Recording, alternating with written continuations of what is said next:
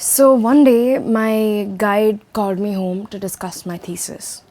And after a bit, he started behaving a little strangely. He started telling me that he'd been dreaming about me, that he wanted to sleep with me. And I was shocked. He was old enough to be my father. And somehow I managed to wriggle myself out of that situation. When I went home, he sent me a message profusely apologizing for the events of that evening. And I had to think long and hard about it because he was my guide.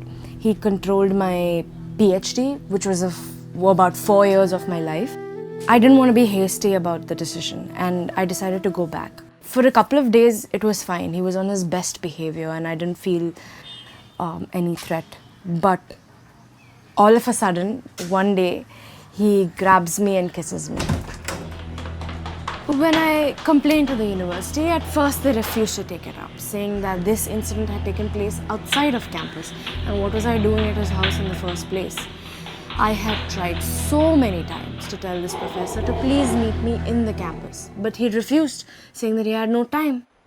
Moreover, it's a very common practice for research fellows at my university to meet their professors at home.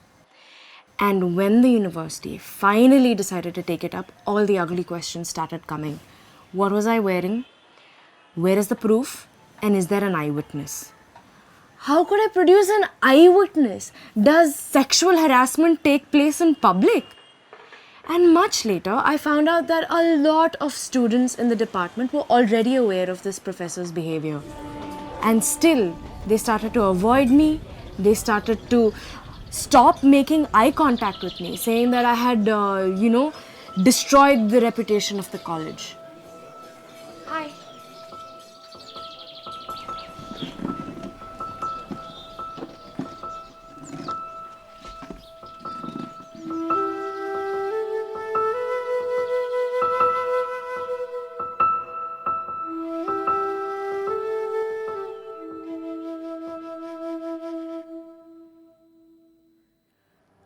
इस बहाने कभी उस बहाने doctor मुझे हाथ लगाता ही रहता था।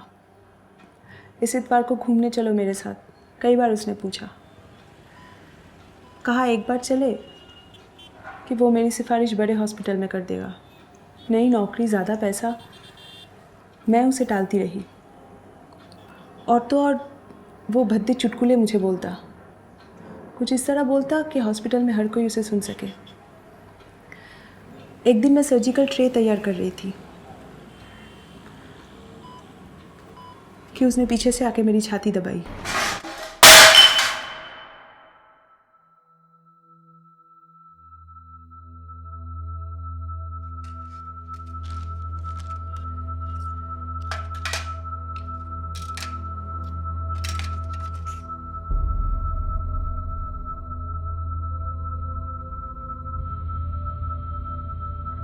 वहाँ पे सब मौजूद थे, नर्स, वार्ड बॉय। उस दिन मैंने ये बात हॉस्पिटल मैनेजमेंट को बताई। उन्होंने पहले बोला कि समझौता कर लो। मैं चाहती थी कि इसकी सही तरीके से जांच हो। इस दौरान हॉस्पिटल में हर किसी का रवैया बदल गया।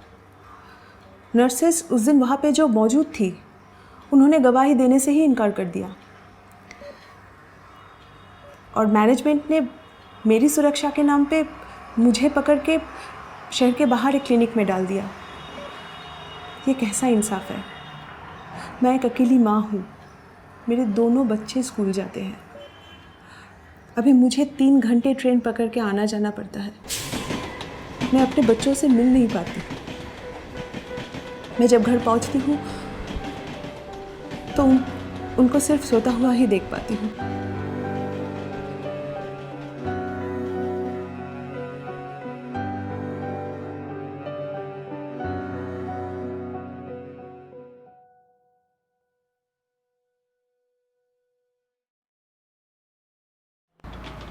আমরা এখানে মেয়েরাই ছাতা সেলাইয়ের কাজ করি। একটা মাত্র বেটা ছেলে সুপারভাইজার আছে, লোকটা খুব বদ। সবসময় আমাদের আশেপাশে ঘোরাঘুরি করে, আমার বুকের দিকে তাকায়। একদিন দেখতে পাই যে ও বাথরুমে আমাদের সাথে সাথে পিছন পিছন আসছে। আমাকে একা পেলেই ও আমাকে বিভিন্ন ধরনের খারাপ ইঙ্গিত করছে, ইশারা করছে। আমাকে প্যান্টের চেন খুলে দেখিয়েছে। এই সমস্ত কথা আমি এখানে আমাদের সাথে যে মেয়েরা কাজ করে তাদেরকে বলেছি এবং ওরা বলে ম্যানেজারকে গিয়ে এই কথা বলতে। আমি ম্যানেজারকেও একদিন সব কথা খুলে বলেছি। ম্যানেজার লোকটাকে ডেকে পাঠিয়ে একদিন খুব করে বলে দেয়। তার পরের দিনই লোকটা আমাদের কাছে এসে আমাকে বেজ্জতি করে এবং এত নোংরা এত খারাপ কথা বলে।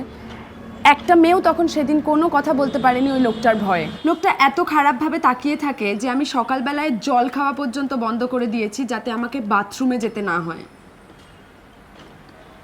এর মধ্যে একদিন আবার ম্যানেজার বাবু আসেন আমাদের কাজ দেখতে। ম্যানেজার বাবু আমাকে অফিসে ডেকে পাঠান। আমি অফিসে গিয়ে দেখি ওই বদমাশ লোকটা আগে থেকে ঘরে বসে আছে এবং তাদের সে কি হাসি এবং মশকরা। তুমি খুব আরামে আছো, হ্যাঁ।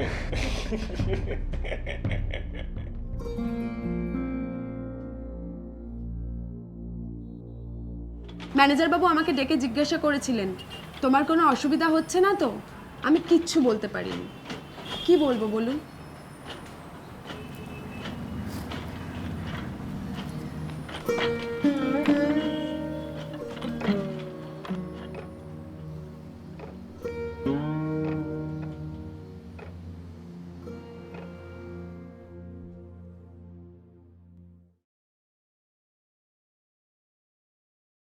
He was younger than I, our administrative officer. He kept calling me repeatedly to his office on some excuse or the other. This file, that file. He would keep staring at me, giving me the same dictation over and over again.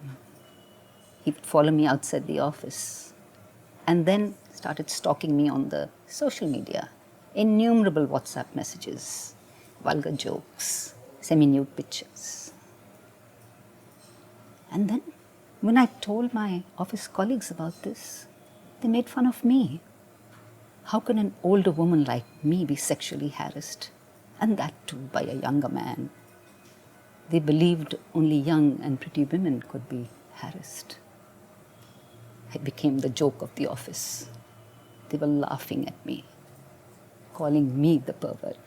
Everyone knows I live alone. The other day I found him lurking in the neighborhood. I got so scared. I complained to the seniors. They called back and threatened me to discontinue my contract. The harassment continued.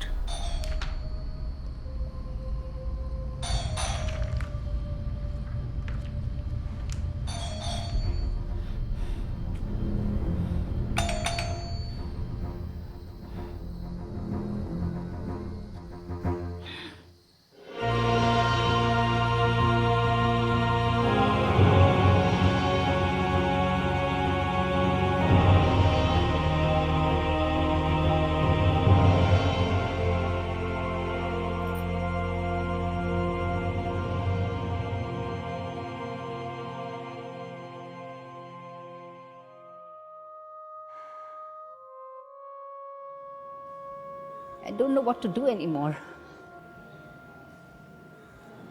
I can't sleep anymore. I wake up several times during the night to check the bolts and the locks, the doors and the windows. I'm so afraid he might break in. I can't sleep anymore. I've lost my sleep. I've lost my sleep.